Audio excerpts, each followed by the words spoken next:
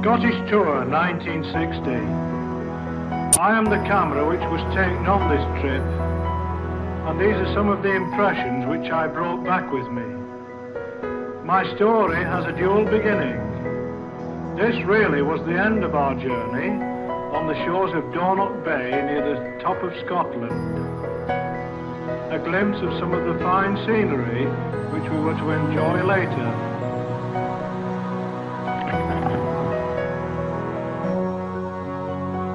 The real beginning to my story was in Knowsley Road, where fond parents had gathered as usual to say farewell to their children whom they would not see for another week. I went inside the coach to make sure that everyone was comfortably seated before their long journey into Scotland. Everyone, of course, looked happy, including the parents marshalled up on the pavement. Last-minute preparations, and then away we go. And within a few moments, it seems, we're climbing over stiles and over hedges to get down to the bonny banks of Loch Lomond.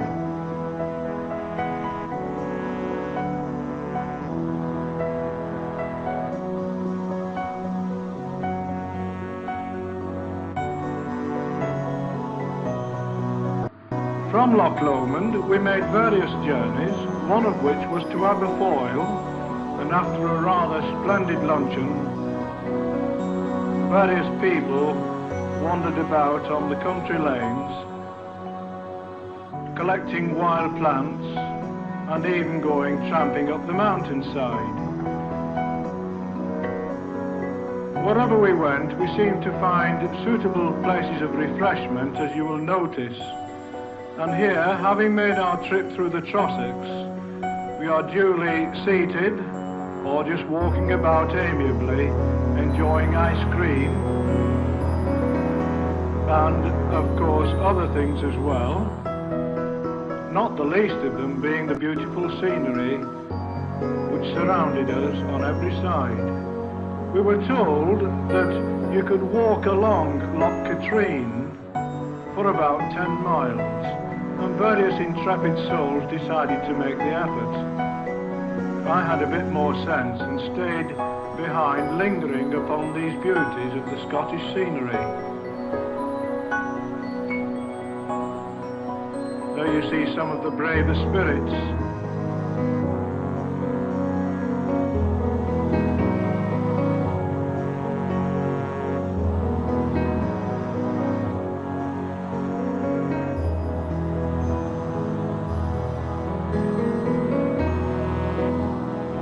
Of the photographer photographed.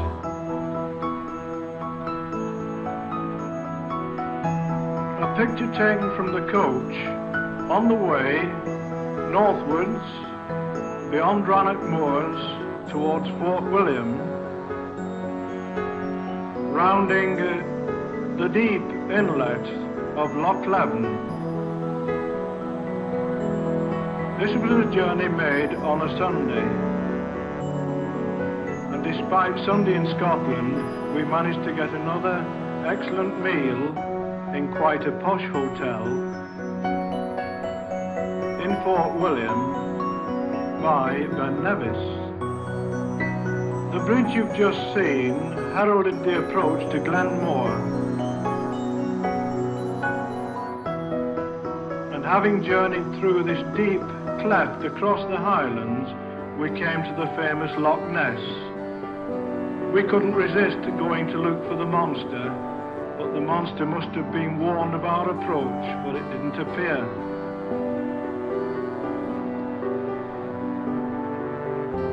Not all of us were very energetic, and so some of us stayed in this quiet bylane to enjoy the peace of this Sunday afternoon near Loch Ness.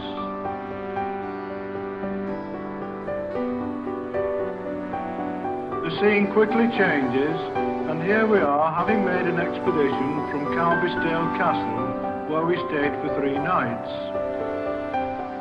This is Dornoch Bay. Not all stony, as it appears in this picture, although the rocks themselves and the pools were a source of great interest to the children, resting after a long tramp along the sands. And then look, sir, see what I found. Isn't this delightful? This is Carbisdale Castle, which truly fulfilled its name. Ignore the clock. It was always 9 o'clock while we were there. The clock had broken down. But that didn't detract from the attractions of this beautiful castle, now used as a youth hostel. There you see the coach nestling in the courtyard, and when one got up in the morning, this is the scene which presented itself. The valley of the River Shin, and the River Shin itself winding across the plain, from the west, from the highlands.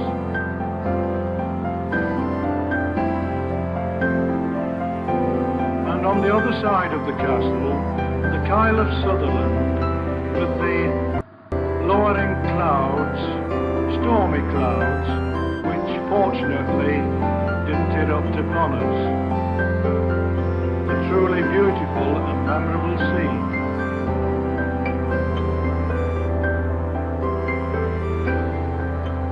Having caught that glimpse of the River Shin, you can hardly wonder at our urge to go and explore it.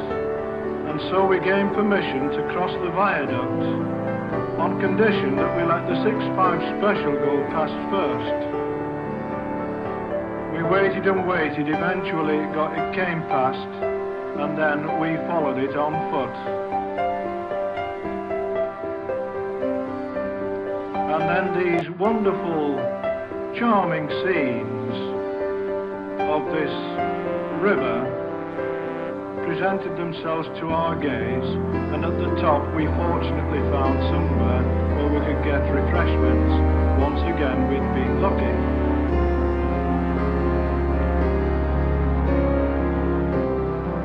And then down to the river itself, and a little instruction about the river.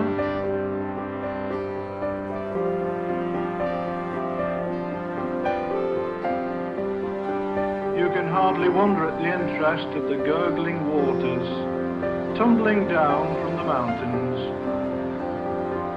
and out to the Kyle of Sutherland.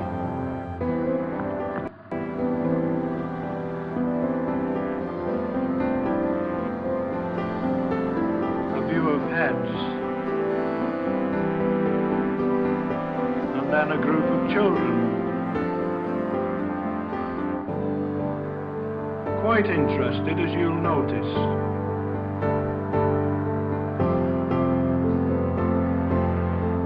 And what a splendid view. Not this. Oh, he's taking pictures again. Sitting on the wall, eating sandwiches, was a favourite pastime. Everyone looked forward to it, including Mr. Wright, who was suitably attired for the occasion. Much of the time was spent in the coach, travelling across the moors and the mountains, and delighting when we reached destinations such as this, Dornoch Bay and the cold, cold waters of the North Sea. Despite the coldness, nearly everyone ventured into the water. Some needed a little persuading, some had to try it first, some became acrobatic.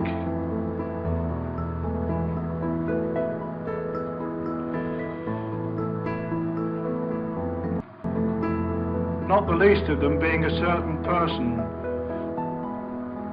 who received a royal escort to ensure that he did get into the water.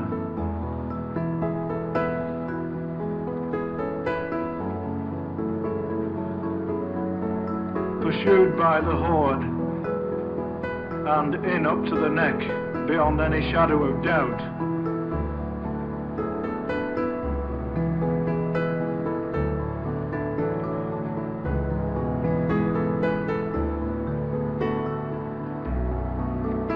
Games and frolics in the water, keeping warm in a different way, or just lazing about, enjoying the sunshine,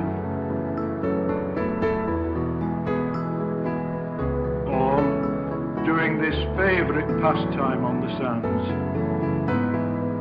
Age slips away.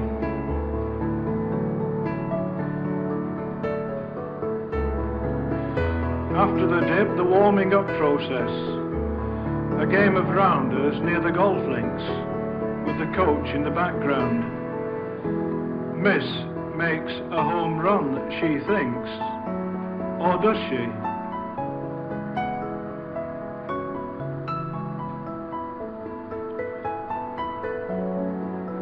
A little bit of argument about it, I see. No, I'm not going to be out.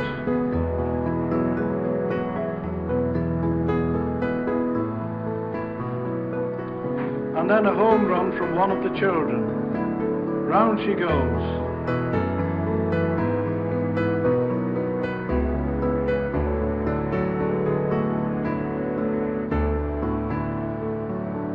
And another good hit.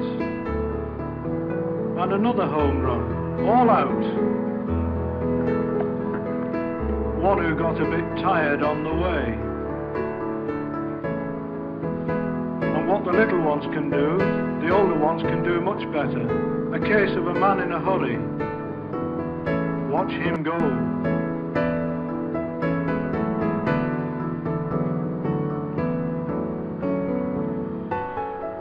Leaving Carvistale Castle, we came southwards through Inverness and into the Cairngorms.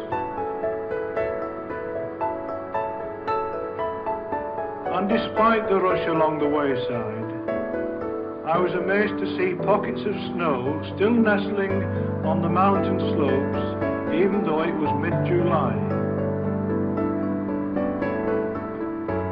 A pleasant enough scene at this point. We found many times the road, parallel with the railway, stretching endlessly into the distance.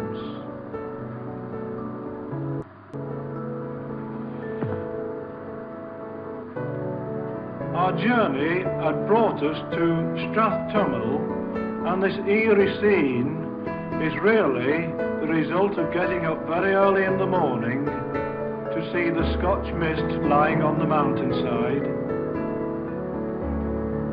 and to go out onto the rather slippy slopes outside onto the grass to take this photograph of what was once a hunting lodge belonging to the Cahoon clan. Our stay here was all too short. We would readily have stayed longer, but time pressed and we had to get on our journey, and so the coach reverses and then comes forward out of the courtyard on its way down the valley of the Tay to Stirling.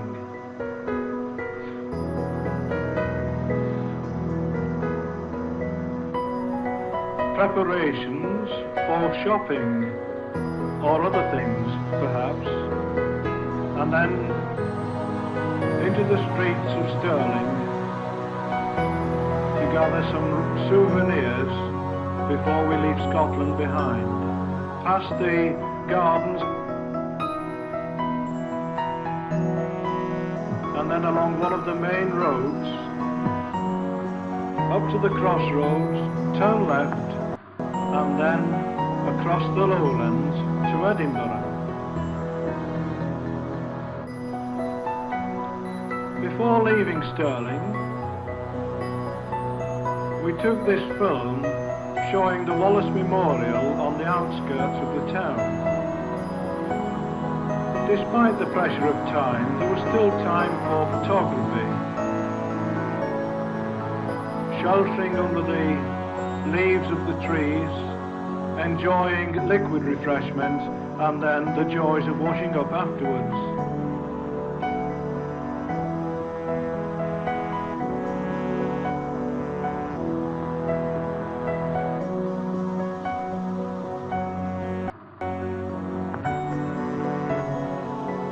The view across the lowlands and the lines of hills that stretch behind Edinburgh,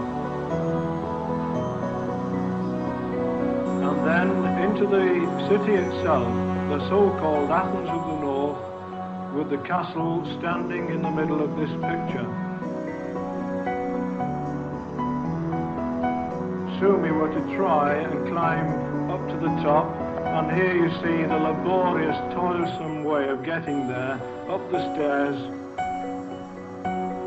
A little bit weary perhaps, but once there, the view was glorious.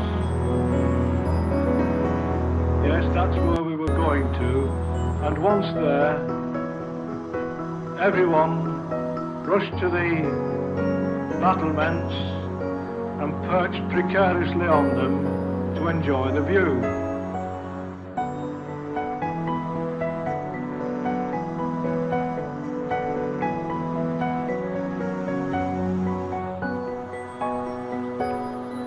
If you creep up carefully, like I did, and stick your nose between the battlements, you look down onto a splendid scene, the famous Princess Street.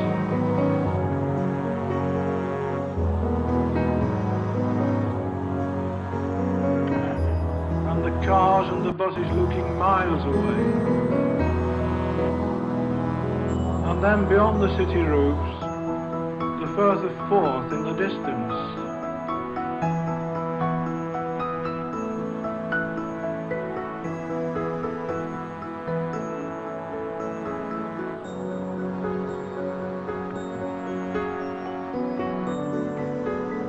The castle itself was interesting enough. I'm not sure whether any of them tried to shoot these cannons, but certainly they were quite useful for photography, especially if you were wearing a suitable type of headwear.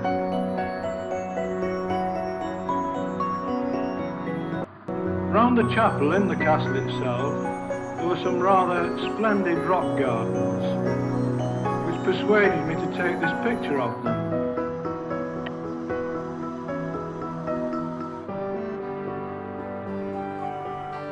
And then come along, children, time to leave it, and down into the streets.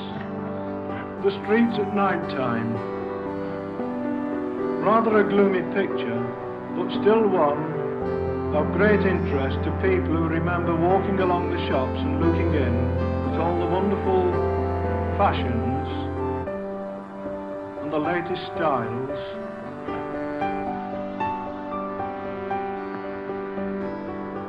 And then, sadly, once again, leaving the last of the hostels at which we stayed.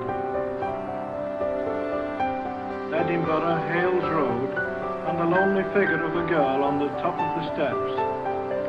Left there not by accident, but by arrangement, fortunately. Our way homeward lay over the southern uplands of Scotland. And the coach driver kindly stopped while we took these pictures of the shepherd gathering his sheep for the dipping. We were all impressed by the cleverness of the dogs and their unerring sense of what the shepherd wanted them to do.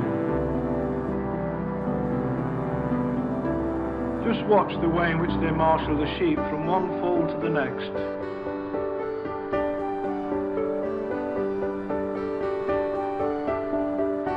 Leaping over the fences agilely, a little hesitant perhaps, and then over he goes.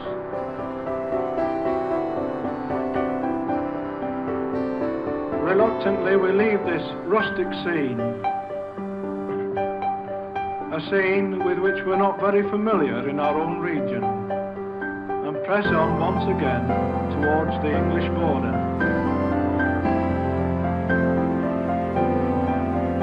we reach it, one more stop. In perhaps the most beautiful place of all, that is the Vale of Usewater.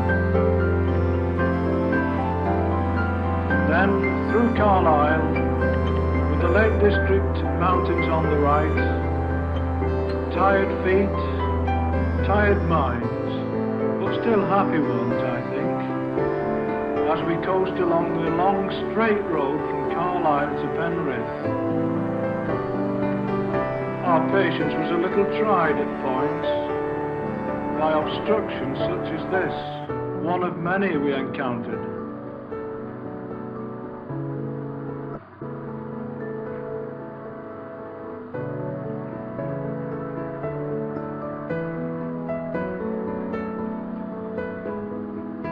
Then the road was clear and off we go again, through the narrow but charming streets of the Lakeland towns, before we come back to Astley Road.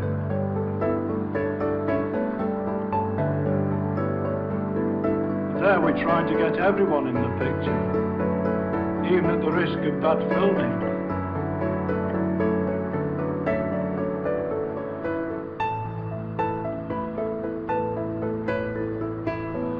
Parents trying to claim children, children looking anxiously